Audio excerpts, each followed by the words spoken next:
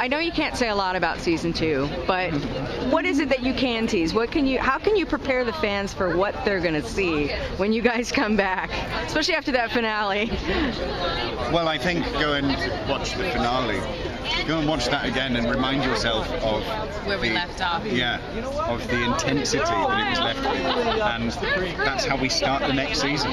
So, it's only going to get more intense. Yeah, dire circumstances require dire measures, and they go for it. I think everybody has to go for it to get out of their predicament. How would you describe the kind of the relationships that are going on with everybody? Is everybody more challenged? Is everybody getting along better, or is it just His madness? son is the horseman of war. That's a challenge. That's a challenge. Yeah. I think we're all more challenged. She's in a version of hell, a level of hell.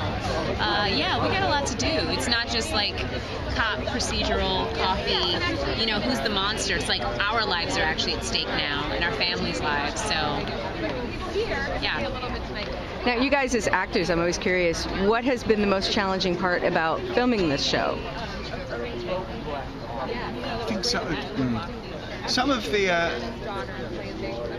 the situations that the characters find themselves in, and some of the stuff that we have to explain, is I read it and I think, how do I make this not laughable? He does a really good job. And it's a really tough job.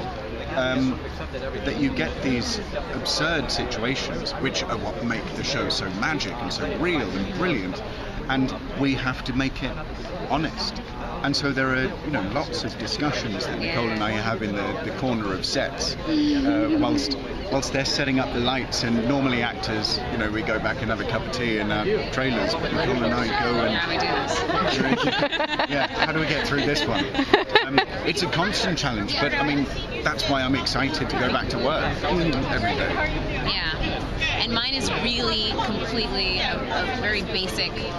We work at night a lot, so I'm like the most morning person ever. I love waking up at 6 o'clock in the morning or 5 o'clock in the morning. And when you have to be at work at 5 p.m. through the night, I'm like, Tom knows, I walk in and I'm like,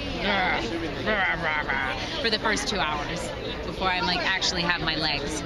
So I'm getting used to that, becoming like a night owl, a bit of a vampire. I think we live in a really different way now, but it's cool.